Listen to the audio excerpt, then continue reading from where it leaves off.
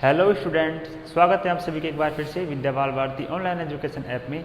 आज हम पढ़ेंगे कक्षा 7 की मैथमेटिक्स और कक्षा 7 की गणित में। आज हम पढ़ेंगे प्रश्नावली नंबर 4। देखिए प्रश्नावली 4 क्या है।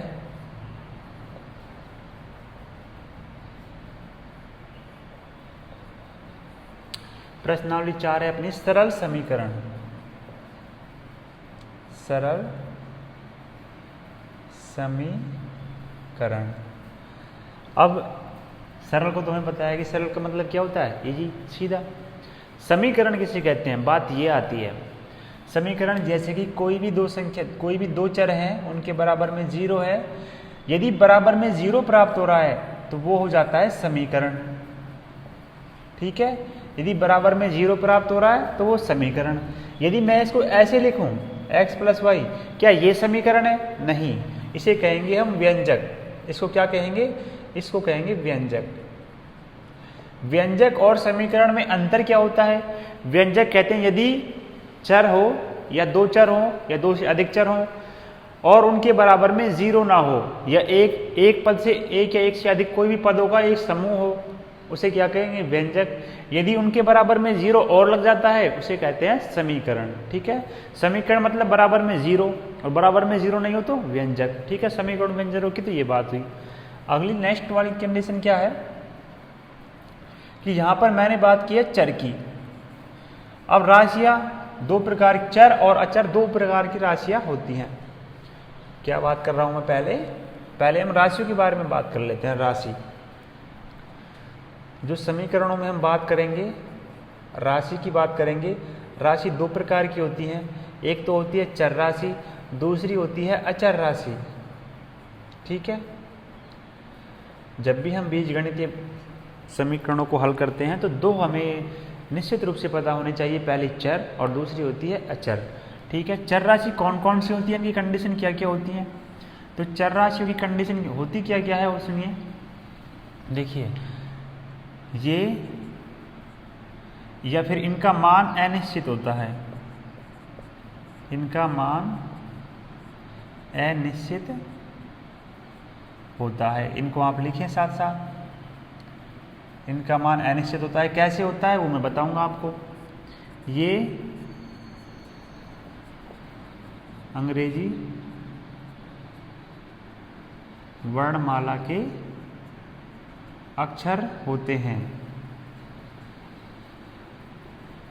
जैसे कि ABCD.X,Y,Z।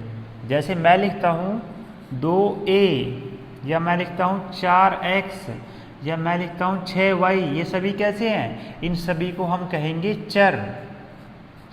और जो ABCXYZ होता है, ये कैसी होती हैं? इनका मान निश्चित नहीं होता, इनका मान हम निकालते हैं। ठीक है, उनको कहते हैं चर। अचर किन्हें कहेंगे? अचर वाली कंडीशन कौन कौन सी होती है? इनका उल्टा, इनका मान निश्चित होता है। इनका मान निश्चित होता है। इनका मान निश्चित होता है। दूसरी कंडीशन, ये गणित के अक्षर होते हैं। ये गणित के या फिर गणित की संख्याएं होती हैं। गणित की संख्याएं होती हैं। और इनके जो एग्जाम्पल हैं वो जैसे 0, 1, 2, 3, 4, 5, 6 से लेकर 9 तक की जितनी भी संख्याएं आती हैं वो सभी अचर में कहती हैं, उन्हें हम अचर कहते हैं, वो अचर कहलाती हैं। चर और अचर में आपको पता लग गया। अब बात आई है अपने पास समीकरण की। समीकरण और व्यंजक दो चीजें होती हैं। मैं आपको अभी शुरू में बताया था, व्यंजक और समीकरण दो चीजें होती हैं। यदि चर और अचर का मिल, जैसे कि x + 2, ये तो हो जाएगा व्यंजक। कोई भी चर और अचर का दोनों का मिश्रण, अर्थात दो या दो से अधिक पद एक साथ जुड़े उनका समूह हो, उसको कहते हैं व्यंजक। यदि उनके बराबर में 0 हो, यदि ये क्या है? एक चर है, एक अचर है, इन दोनों के बराबर में मैं क्या लिख रहा हूं? 0। अब क्या बन जाएगा? ये समीकरण। यदि कहने का मतलब ये है कि अचर और अचर हो या चर हो, दोनों कैसे भी हो सकते हैं, अर्थात एक या दो से अधिक पद एक साथ मिल रहे हैं और उनके बराबर में 0 हो तो वो हो जाता है समीकरण, बराबर में 0 ना हो तो वो हो जाता है व्यंजक। ठीक है, इनके आधार पर अपन क्वेश्चन करेंगे। चर किसे कहते हैं? जैसे अंग्रेजी वर्णमाला का कोई भी अक्षर उसके साथ कोई भी संख्या जुड़ी होती है तो पूरा चर बन जाता है। ये सभी कैसे हैं? ये सभी चर हैं। और अचर तो इसका सार्वभौमिक मान होता है, अर्थात 2 का मान तो 2 ही होगा, 3 का 3 ही होगा।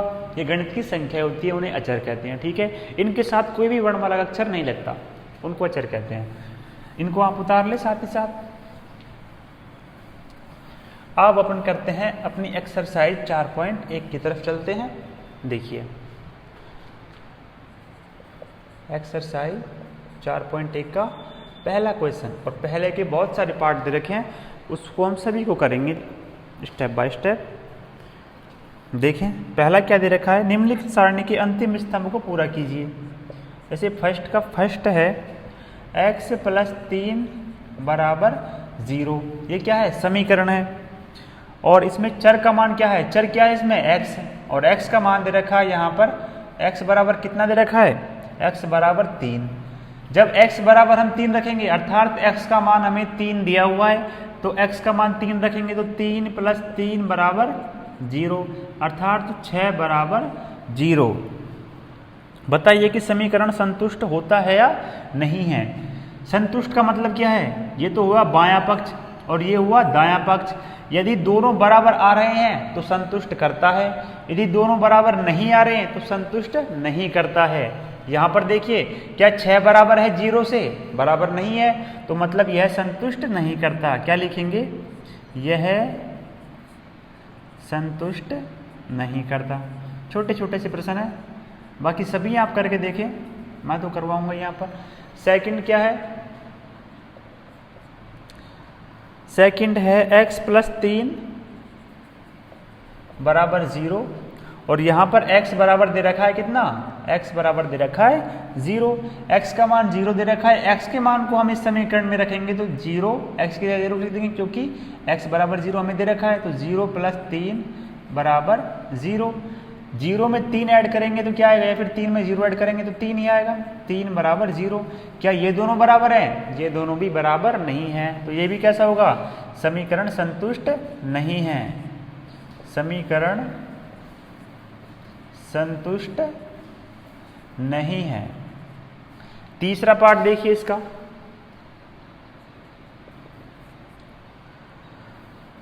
तीसरा पार्ट है x + 3 = 0, और यहाँ x बराबर दे रखा है अपन को -3। इस x के मान को इस समीकरण में पुट करना है और देखना है कि दोनों पक्ष बराबर आ रहे हैं या नहीं आ रहे हैं। देखिए x का मान दे रखा है हमें -3, तो x बराबर रख देंगे यहाँ पर -3, प्लस का 3 पहले से ही समीकरण में है, बराबर 0। जब दो संख्याएं समान हो, उनके चिन्ह विपरीत हो, तो आपस में उनको घटा देते हैं, तो क्या बचेगा? कट जाती हैं, या फिर ऐसा कहें तो 0 बचेगा। 0 = 0। यहाँ पर क्या आया? 0 = 0, अर्थात समीकरण संतुष्ट है, क्योंकि दोनों पक्ष कैसे आ रहे हैं? बराबर आ रहे हैं, तो समीकरण संतुष्ट है। बहुत छोटे छोटे प्रश्न है। चौथा देख लीजिए। चौथा क्या है? x - 7 = 1। x - 7 = 1, और यहाँ पर x का मान दे रखा है अपन को x = 7। अब पूछ रहा है हमें समीकरण संतुष्ट है या नहीं, तो x बराबर लिख देंगे अपन 7 - 7 = 1। 7 में से 7 घटाएंगे, अर्थात प्लस का 7 है, माइनस का, एक प्लस का 7 है, दूसरा माइनस का 7 है, दोनों आपस में कट जाएंगे। इधर बचेगा 0 और इधर बचेगा 1। क्या 0 और 1 बराबर है? बराबर नहीं है, तो समीकरण संतुष्ट नहीं है। तो समीकरण संतुष्ट नहीं है। ठीक है, ये 4 पार्ट हो गए इसके। और देख लेते हैं।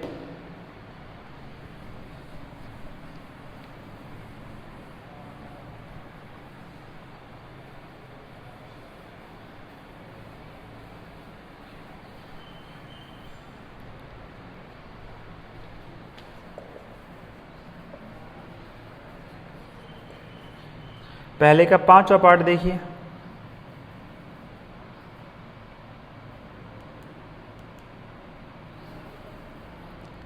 x - 7 = 1, और यहाँ पर x का मान दे रखा है हमें क्या लेना है? 8। तो 8 - 7 बराबर 1, 8 में से 7 गए तो कितना बचेगा, 1 बराबर 1, तो दोनों बराबर हैं तो समीकरण संतुष्ट है, समीकरण संतुष्ट है। छठा देख लीजिए, 5x बराबर 25, 5x बराबर 25, हमें चाहिए x का मान। 5x इधर गुणा में है, इसको इधर ले जाएंगे तो ये भाग में चला जाएगा, क्यों, क्योंकि पक्षांतरण करेंगे इसका, 5 का पक्षांतरण करेंगे, यहाँ पर गुणा में है तो यहाँ पर भाग में चला जाएगा। 25 में 5 का भाग लगाएंगे कितनी बार जाएगा, 5 बार, तो x का मान कितना आ गया, x का मान आ गया 5, ठीक है।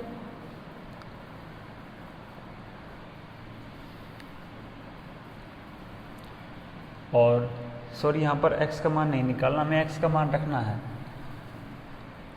छठा क्वेश्चन क्या है, हाँ ठीक है, x बराबर इसमें 0 रखना है, x बराबर क्या रखना है, 0, तो 5 गुणा 0 बराबर 25, 5 गुणा 0 करेंगे तो 0 बराबर 25, तो ये दोनों बराबर नहीं है तो समीकरण संतुष्ट नहीं है, समीकरण संतुष्ट नहीं है।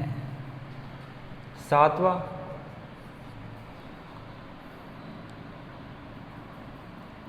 5x बराबर 25 और x बराबर हमें क्या रखना है, 5, तो 5 गुणा 5 करेंगे बराबर 25, 5 गुणा 5 क्यों किया, क्योंकि 5 x से गुणा हो रहा है और x का मान यहाँ पर 5 है, 5 गुणा 5 करेंगे तो 25 बराबर 25, दोनों पक्ष बराबर हैं तो समीकरण संतुष्ट है, समीकरण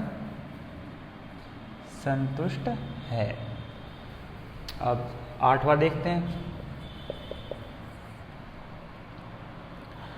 8वां है 5x बराबर 25 और x का मान क्या लेना है, -5, तो 5 गुणा -5 बराबर 25, इधर आ जाएगा -25 बराबर 25, इधर तो माइनस का 25 है और इधर प्लस का 25 है, क्या दोनों बराबर है, दोनों बराबर नहीं है तो समीकरण संतुष्ट नहीं है, समीकरण संतुष्ट नहीं है। 9वां देख लीजिए, m/3 बराबर 2 और यहाँ पर m का मान कितना दे रखा है, -6, m का मान रखेंगे -6/3 बराबर 2, -6 में 3 का भाग लगाएंगे तो कितनी बार जाएगा, -2 बार, -2 क्या 2 से बराबर है, नहीं है, तो यह समीकरण संतुष्ट नहीं है, नहीं है, ठीक है। 10वां देख लेते हैं,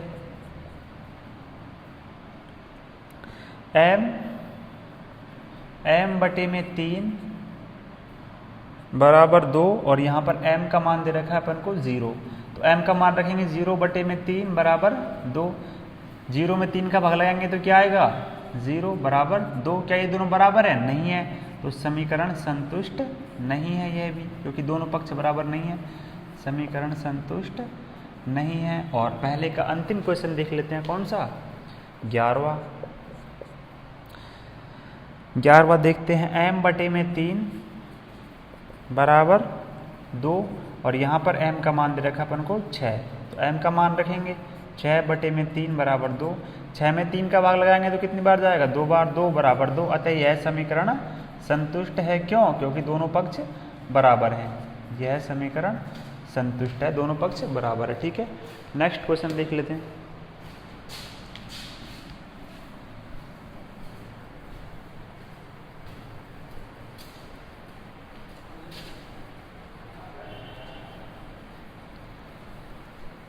दूसरा प्रश्न देखते हैं,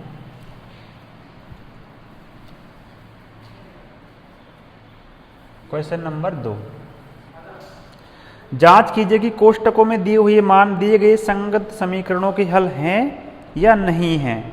देख लीजिए, हमें कोई समीकरण दे रखा है और उसमें चर का मान दे रखा है, दोनों पक्ष बराबर आ रहे हैं तो समीकरण संतुष्ट है, अन्यथा नहीं है। जैसा पहले क्वेश्चन में किया था वैसा ही इस क्वेश्चन में भी करेंगे। देखते हैं दूसरे का फर्स्ट पार्ट क्या है, n+5 बराबर 19 और यहाँ पर n का मान कितना दे रखा है, n बराबर दे रखा है 1, तो n का मान रखेंगे 1+5 बराबर 19, तो यहाँ पर आएगा 6 बराबर 19। क्या दोनों समीकरण संतुष्ट हैं, तो संगत समीकरणों के हल है या नहीं। हल का मतलब क्या है? हल कब होगा? जब दोनों पक्ष बराबर होंगे तो उस समीकरण का हल है, अन्यथा नहीं है। तो यह हल नहीं है, यह हल नहीं है। क्यों नहीं है? क्योंकि इसके मान को रखने पर दोनों पक्ष बराबर नहीं आ रहे। दूसरा देख लेते हैं। 7n + 5 बराबर 19 और यहाँ पर n का मान दे रखा है अपन को 2। n का मान रखेंगे तो 7 गुणा 2 + 5 बराबर 19। 7 गुणा 2 करेंगे तो 14 + 5 बराबर 19। तो 19 बराबर 19, दोनों पक्ष बराबर हैं तो यह संगत समीकरण का हल है। यह समीकरण का हल है।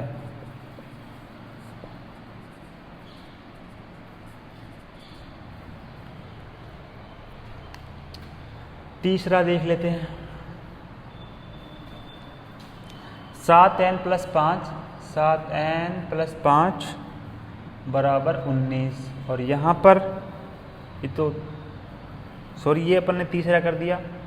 और दूसरा यहाँ पर देख लेते हैं अपन, ये दूसरा है। 7n + 5 बराबर 19 और n माइनस इसमें दे रखा है -2। ये प्लस का 2 किया था हमने, ये तीसरा वाला, ये दूसरा वाला है, कन्फ्यूज ना होना। 7 गुणा -2 + 5 बराबर 19। 7 गुणा -2 करेंगे तो -14 + 5 बराबर 19। -14 में से यदि प्लस के 5 जाएंगे तो क्या बचेगा? -9 बराबर 19। दोनों बराबर हैं क्या? नहीं है। तो यह हल नहीं है, यह हल नहीं है। ठीक है। चौथा क्या है? 4p - 3 बराबर 13 और यहाँ पर p बराबर दे रखा है उसने 1। ठीक है। p का मान यहाँ रखेंगे तो 4 गुणा में 1 - 3 बराबर 13। कितना आएगा? 4 - 3 बराबर 13। 4 में से 3 गए तो 1 बराबर 13। 1 तो बराबर है। क्या दोनों पक्ष बराबर है? 1 बराबर है कि 13 से? नहीं है। तो यह भी हल नहीं है, यह हल नहीं है। ठीक। पांचवा देख लीजिए। 4p - 3, 4p - 3 बराबर 13 और p का मान दे रखा है इसने -4। तो रखिए -4। 4 गुणा -4 - 3 बराबर 13। 4 गुणा -4 करेंगे तो क्या आएगा? -16 और -3 बराबर 13। -16 और -3 कैसे हो जाएंगे आपस में? दोनों जुड़ जाएंगे तो -19 हो जाएगा और इधर +13। -19 बराबर है कि 13 से? नहीं है। तो यह भी हल नहीं है, यह हल नहीं है। ठीक है। ये हो जाएगा पांचवा। छठा क्या है? 4p - 3 बराबर 13 और p बराबर यहाँ पर दे रखा है 0 रखना है। क्या रखना है? 0। तो 4 गुणा क्या रखेंगे? p बराबर 0 - 3 बराबर 13। 4 गुणा 0 करेंगे तो 0 - 3 बराबर 13। -3 में से 0 घटाएंगे तो -3 और बराबर में 13 पहले से ही दिया हुआ है। क्या दोनों हल हैं? नहीं है, हल नहीं है। क्यों नहीं है? यदि इस मान को रखने पर दोनों पक्ष बराबर आ रहे हैं तो हल होगा, और दिया हुआ मान से रखने पर यदि बराबर नहीं आ रहे हैं तो वो समीकरण का हल नहीं है। ठीक है। इतनी सी बात थी। दूसरा क्वेश्चन कंप्लीट होता हुआ अपना।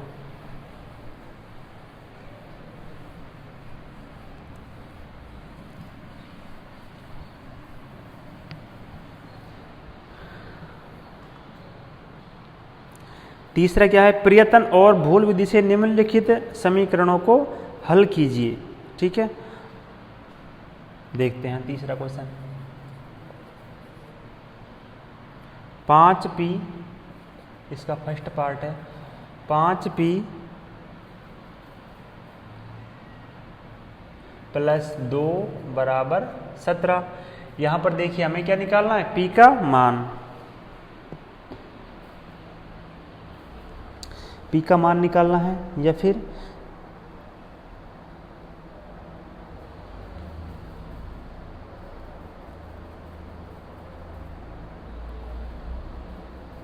देखते हैं अभी।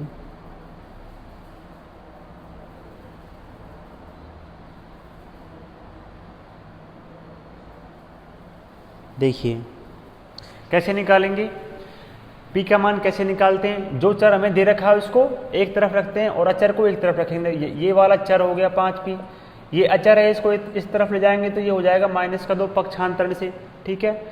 5p 17 में से 2 गए तो कितना आएगा 15।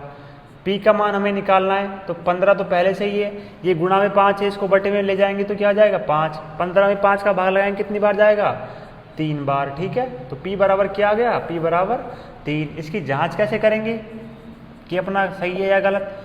जो अपने पास मान आया है इसको इस समीकरण में रख देते हैं, तो p का मान रखने पर ऐसा लिख देंगे जांच कैसे करते हैं, जो अपने पास आया तो p का मान समीकरण में रखने पर रखिए। p बराबर कितना है अपने पास 3 को यहाँ पुट कीजिए, 5 गुणा 3 प्लस 2 बराबर 17। तो 5 गुणा 3 करेंगे तो 15 प्लस 2 बराबर 17। 15 और 2 कितने हो गए 17 बराबर 17। अतः अपना समीकरण बिल्कुल ठीक है, अपना आंसर ठीक है। दोनों पक्ष जब बराबर आ जाएं, चर का मान रखने पर यदि दोनों पक्ष बराबर आ रहे हैं तो अपना बिल्कुल राइट आंसर है, ठीक है। नेक्स्ट समीकरण देखिए,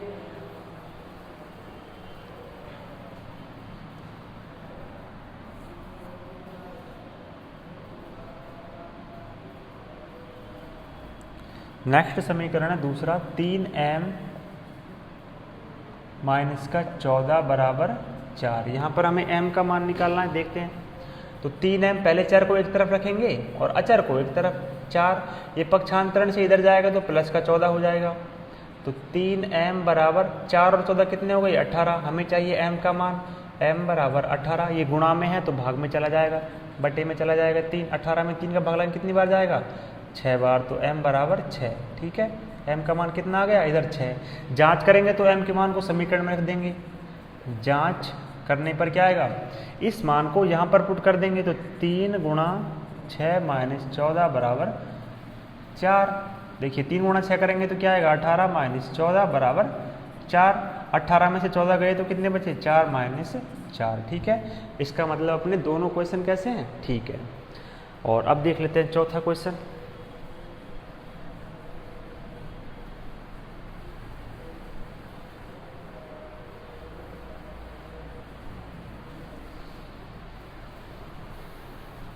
चौथा देखिए, निम्नलिखित कथनों के लिए समीकरण बनाने हैं।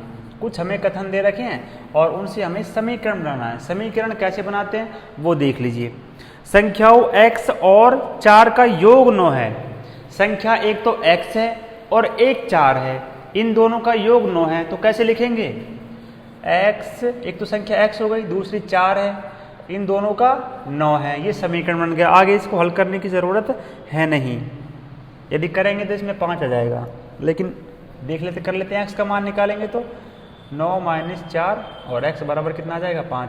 ये करने की आवश्यकता है नहीं क्योंकि हमसे सिर्फ समीकरण बनवा रहा है, कर लेते हैं। लेकिन फिर भी b का मान क्या है, b क्या है, y में से 2 घटाने पर 8 प्राप्त हो रहा है। कोई संख्या y है जिसमें से यदि मैं 2 घटा दूं तो कितना प्राप्त होगा 8।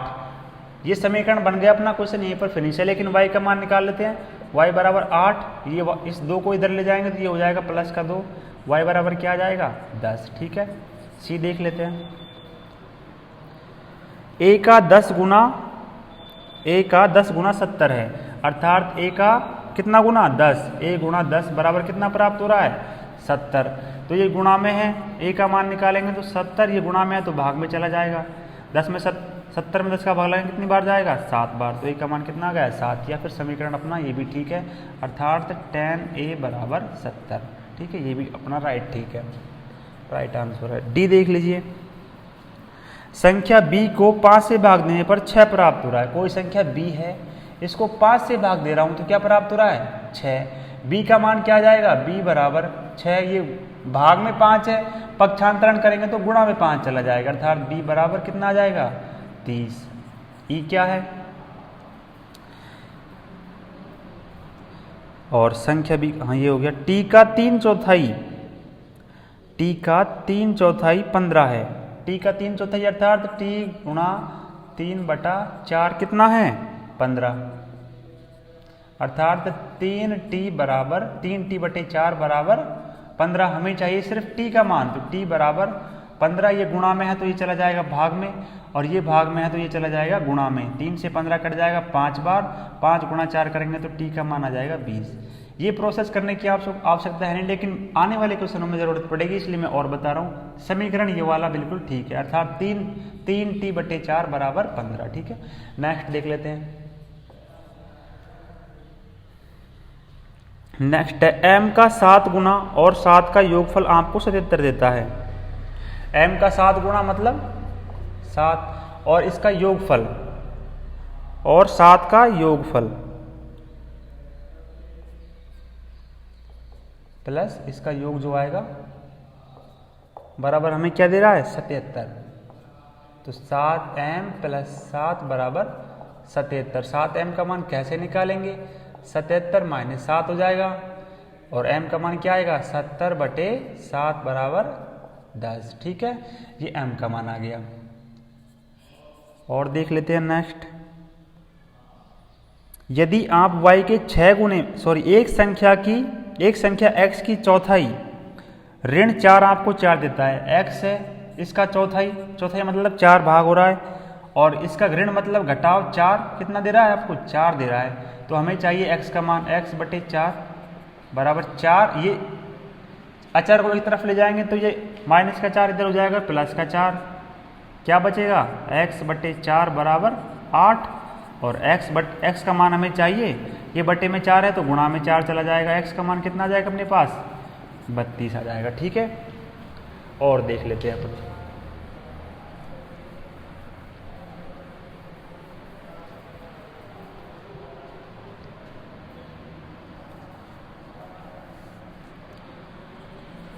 देख लेते हैं 8वां। यदि आप y के 6 गुने में से 6 घटाएं तो आपको 60 प्राप्त होता है। y का 6 गुना मतलब y गुना हो रहा है 6 से, इसमें से 6 घटाएं तो 60 प्राप्त होगा अपन को। तो 6y - 6 बराबर 60। हमें अचर को एक तरफ रखना होता है, 60 + 6 तो y बराबर क्या आ जाएगा 60 + 6 हो जाएगा 66। ये गुणा में 6 है तो ये भाग में चला जाएगा पक्षांतरण से, 66/6। y का मान कितना आ गया, y का मान आ गया 11। अंतिम देख लीजिए 9वां। यदि आप z के 1/3 में 3 जोड़ें, z का 1/3 कितना है अर्थात z गुणा 1/3, और इसमें कितना जोड़ना है आपको 3 जोड़ना है, तो क्या प्राप्त हो रहा है तो 30 प्राप्त हो रहा है। ये तो समीकरण बन गया। इस समीकरण कैसे बनेगा z/3 + 3 बराबर 30। तो हमें चाहिए अचर पद को एक तरफ, चर पद को एक तरफ। z/3 बराबर 30 - 3, z/3 बराबर 30 में से 3 गए तो 27। हमें सिर्फ z का मान चाहिए 27, ये भाग में है ये गुणा में चला जाएगा, 27 × 3 z का मान कितना आ जाएगा 7 या 21 और 81। ठीक है, ये z का मान आ जाएगा। आपका समीकरण यहाँ तक बिल्कुल ठीक है, आगे आपको करने की आवश्यकता है नहीं, लेकिन फिर भी मैंने कर लिया है। ये सारे समीकरण आपको समीकरण बनाने के लिए बोल रहा है इसमें सिर्फ, लेकिन इस प्रोसेस को याद रखना क्योंकि आने वाले क्वेश्चन में याद काम आएगी। ठीक है, बाकी अपन पढ़ेंगे नेक्स्ट क्लास में। तब तक के लिए आप हंसते मुस्कुराते पढ़ते रहें। थैंक यू, धन्यवाद।